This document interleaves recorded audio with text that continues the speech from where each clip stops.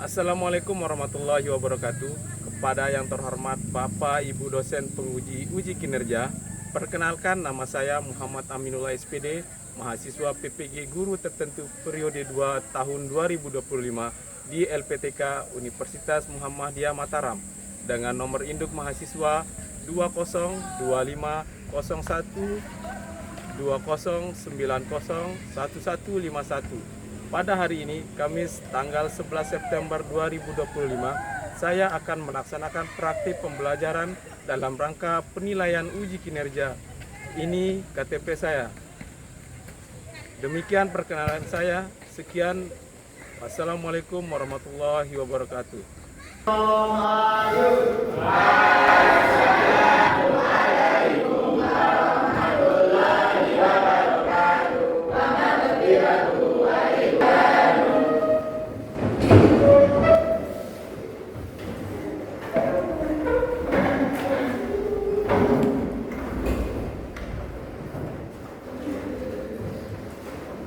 Baik, bismillahirrahmanirrahim. Assalamualaikum warahmatullahi wabarakatuh. Waalaikumsalam warahmatullahi wabarakatuh.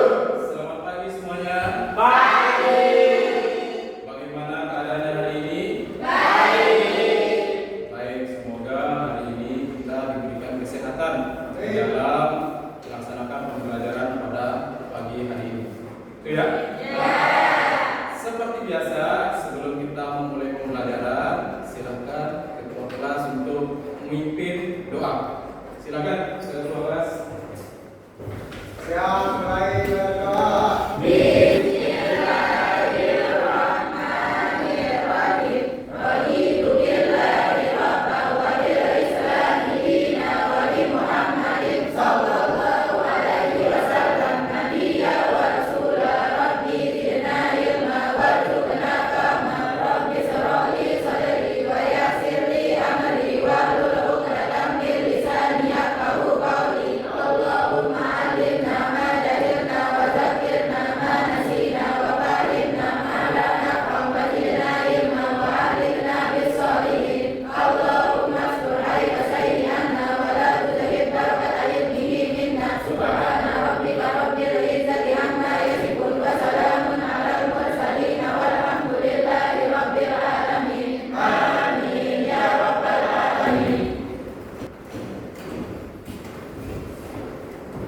Baik, sebelum kita mulai, Pak Guru ini mengecek kehadiran dari semua siswa, ya.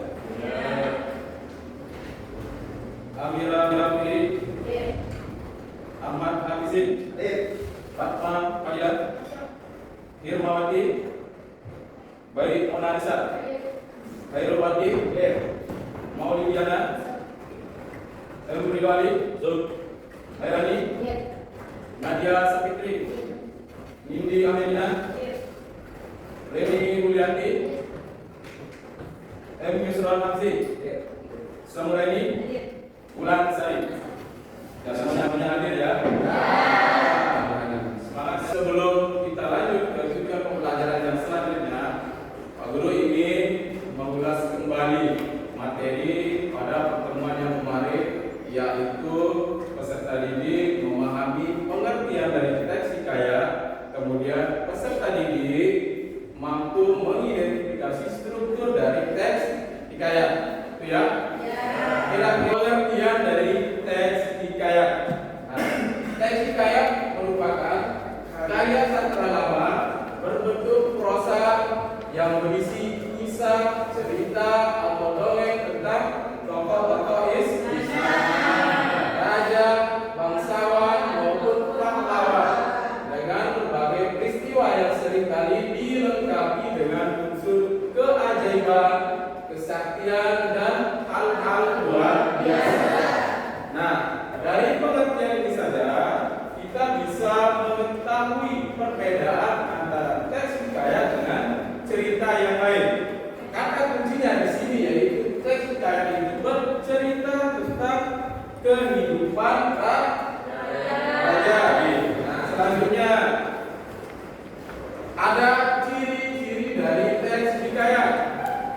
Yang pertama, menggunakan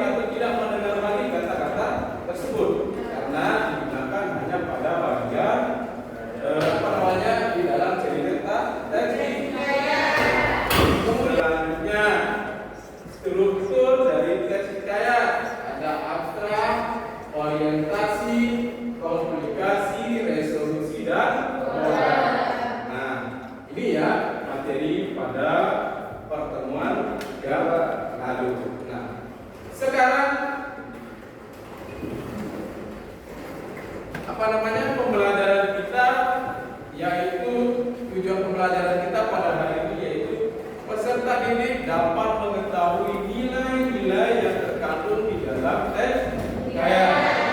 Kemudian peserta didik mampu mengidentifikasi unsur intrinsik yang ada di dalam teks hikayat itu sendiri. Itu ya. Masih semangat? Semangat ya. Oke. Sekarang sebelum kita masuk ke materi, silakan berdiri kita breathing dulu. Biar semangat. Oke. Nah, di sini Pak Guru sudah punya spidol. Nah, kita akan mengikuti gerakan yang Pak Guru buat dari spidol ini. Lebih paham ya? Mulai. 1, 2, 3. Geser. Geser. Kiri, kanan, naik, turun. Masih semangat ya?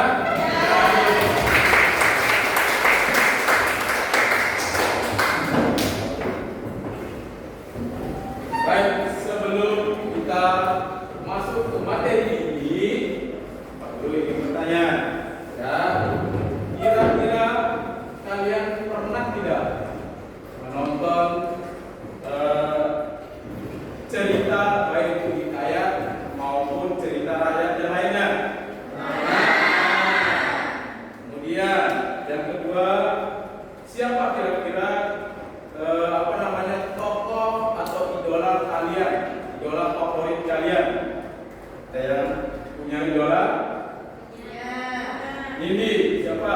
Putri Anjani. Kemudian siapa juga punya idola? Yang di film, ada yang punya idola di film? Biasanya Saruka. Nah, tentunya banyak sekali idola-idola yang kita miliki setelah menonton cerita maupun film yang lain. Nah, sesuai dengan tujuan pembelajaran kita pada pagi hari ini, materi yang pertama yaitu tentang nilai yang ada di dalam hikayat. Di sini sudah ada 5 nilai yang ada di dalam hikayat itu sendiri. Yang pertama ada namanya nilai moral. Apa itu nilai moral? Ada yang tahu nggak? Kejujuran, keberanian, kesetiaan. Apa itu? Ada yang tahu? Oke. Yaitu nilai yang berkaitan dengan tingkah laku seorang tokoh, baik itu tingkah lakunya atau sifatnya memiliki sifat kejujuran, kemudian keberanian, kemudian kesetiaan atau pengabdiannya kepada sang raja. Ya, itu nilai yang pertama. Kemudian nilai sosial. Sini ada gotong royong, persatuan. Apa itu nilai sosial? Tahu? Nah, nilai sosial adalah suatu nilai yang berkaitan dengan kehidupan kita di masyarakat. Karena kita hidup ini tidak bisa hidup sendiri, benar kan? Ya. Baik itu antara individu dengan individu, individu dengan kelompok, kelompok dengan kelompok. Bagaimana caranya kita bergaul? Tentunya dengan cara gotong royong maupun saling membantu antara orang yang satu dengan orang yang lain. Kemudian yang ketiga ada nilai religius. Nah, hubungan yang berkaitan dengan Tuhan atau ketaatan beragama. Ingat, Pak Guru sering sampaikan di pelajaran yang lain atau cerpen, nilai religius itu misalkan di dalam cerita itu ada gambaran tentang seorang raja yang selalu patuh berdoa. Itu maksudnya nilai agama karena pendekatan diri dengan Tuhan. Kemudian digambarkan dengan simbol-simbol agama, misalkan tempat ibadah. Kalau orang Islam tempat ibadahnya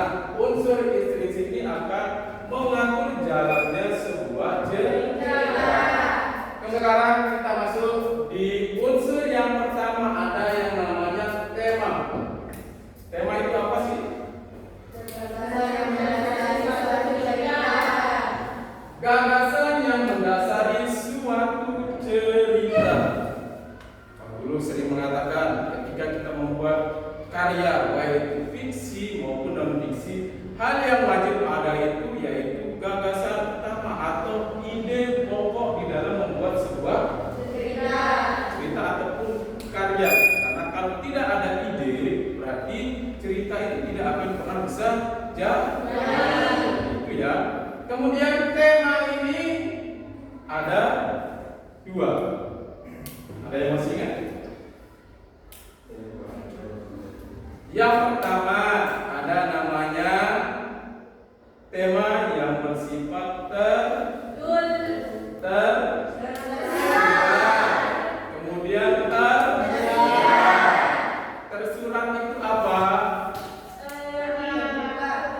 tersurat itu apa? Tersirat itu apa? Ya. Tersurat itu adalah tema yang belum kelihatan atau sebaliknya? Ya, belum kelihatan atau yang tidak nampak. Kemudian tema yang tersirat itu adalah lawannya ya, yang sudah ada, misalnya judul itu ya. Bagaimana caranya kita mengetahui tema yang tersirat itu? Ya, tentunya dengan membaca semua isi cerita tersebut. Setelah kita memahami isi cerita itu, barulah kita bisa membuat tema. Misalkan contoh judul Malin Kundang. Siapa yang pernah membaca cerita tersebut? Ada? Nah, tema tersurat yang bisa kita buat yaitu bagaimana ya? Seorang anak yang atau lupa kepada orang tua. Kita tidak kelihatan. Kita membaca isi dari cerita tersebut, kita bisa menyimpulkan tema yang tersurat. Paham ya? Tapi siswa, dari pengertian yang Pak Guru sampaikan atau materi yang Pak Guru sampaikan hari ini, ada pertanyaan? Ya. Bagaimana cara kita menentukan alur cerita yang ada pada cerita rakyat? Oke, yang bagian alur ya. Nah, di sini bagaimana cara kita menentukan alur di dalam cerita rakyat? Nah, maksudnya mungkin tadi bagaimana kita bisa mengakui bahwa cerita itu menggunakan alur maju, alur mundur, alur campuran. Nah, tentunya kalian harus memahami unsur yang ada di dalam alur itu sendiri. Yang pertama, A. Apa A? Kalian tahu? Pengenalan tokoh. Yang kedua, penampilan. Masalah. Yang ketiga, puncak dari masalah. Kemudian selanjutnya, masalah itu mulai diselesaikan atau penyelesaian masalah. Yang terakhir yaitu Nah, ini merupakan cara kita mengetahui apakah di dalam cerita tersebut menggunakan alur maju, alur mundur maupun alur campuran. Melalui kelima ini, kalau dia mulai dari yang A, pengenalan tokoh, kemudian penampilan masalah, puncak masalah, masalah terselesaikan, kemudian endingnya, tentunya itu menggunakan alur maju. Ya. Sebaliknya alur mundur, nanti dibalik, mulai dari yang E ke A. Itu ya. Kemudian alur campuran. Nah, pengenalan tokoh, setelah dikenalkan tokohnya nanti langsung beralih ke bagian kemudian penampilan masalah, kemudian puncak masalah, penyelesaian. Nah, ini kan tidak berurutan. Ya, kita sebagai pembaca itu akan bingung. Ini biasanya berlaku pada novel maupun roman. Ya, cara kita mengetahui bahwa cerita tersebut menggunakan alur mundur dan paham? Selanjutnya berarti kita akan berdiskusi. Ya, sekarang sesuai dengan kelompok yang minggu kemarin. Masih kan? Oke, silakan sekarang ke kelompoknya masing-masing. Jangan lupa bawa pensilnya dan pen di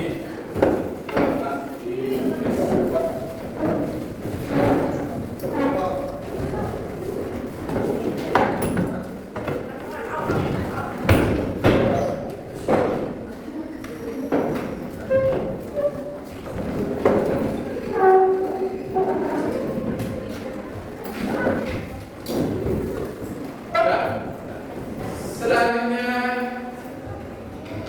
kita akan melihat atau menyaksikan contoh dari hikayat, ya. Hikayat. Kemudian setelah kita menonton, nanti akan kita lakukan diskusi mengenai unsur intrinsik di dalam hikayat dan nilai-nilai yang terkandung di dalam hikayat. Oke. Semuanya harus perhatikan ya.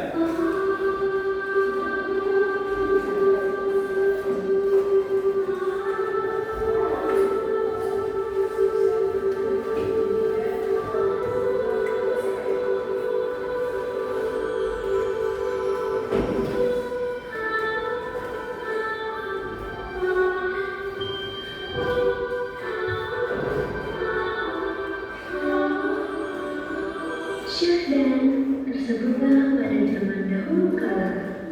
Hiduplah seorang raja yang arif dan bijaksana, memerintah sebuah negeri yang luas dan penting. Baginda raja dikaruniai 10 putri-putri perkebunan. Namun, malam Sekarang kalian akan mendiskusikan unsur intrinsik dan nilai-nilai yang terkandung di dalam hikayat yang tadi, itu ya. Duduk sini, duduk sini.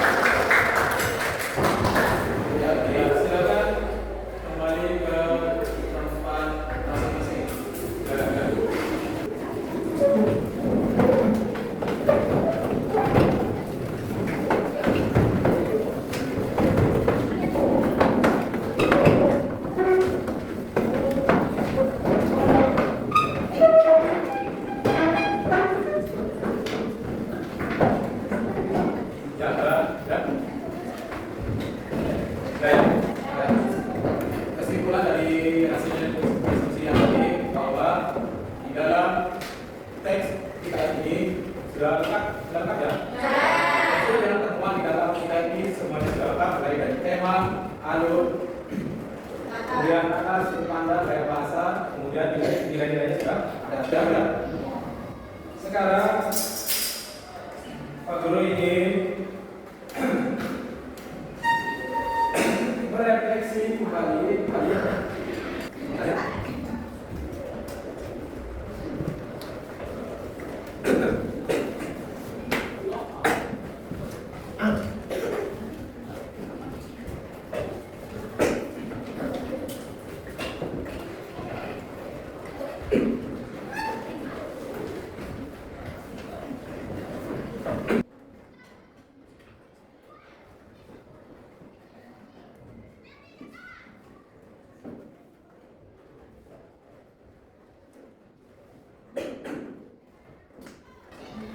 Sudah?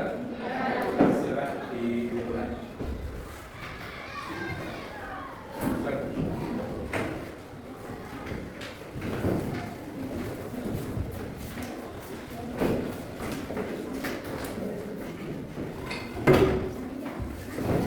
Tujuan dari refleksi yang kalian jawab tadi yaitu untuk tes bagaimana kemampuan atau pemahaman kalian tentang materi kita pada pagi hari ini, ya. Kesimpulan pembelajaran kita pada pagi hari ini atau pertemuan kali ini yaitu melalui pelajaran kita peserta didik dapat mengetahui dan menjelaskan nilai-nilai kehidupan yang terkandung di dalam teks seperti nilai moral, sosial, budaya, religius. Selain itu, peserta didik juga mampu mengidentifikasi unsur-unsur intrinsik hikayat antara lain tema, alur, tokoh, penokohan, latar, sudut pandang, amanat. Dengan demikian, peserta didik tidak hanya memahami struktur yang ada di dalam teks hikayat, akan tetapi juga dapat mengambil pelajaran berharga dari isi cerita yang kalian lihat tadi atau diskusikan tadi, itu ya. Kemudian untuk pertemuan berikutnya kita akan mempelajari tentang kaidah kebahasaan yang ada di dalam teks hikayat. Itu minggu depan ya.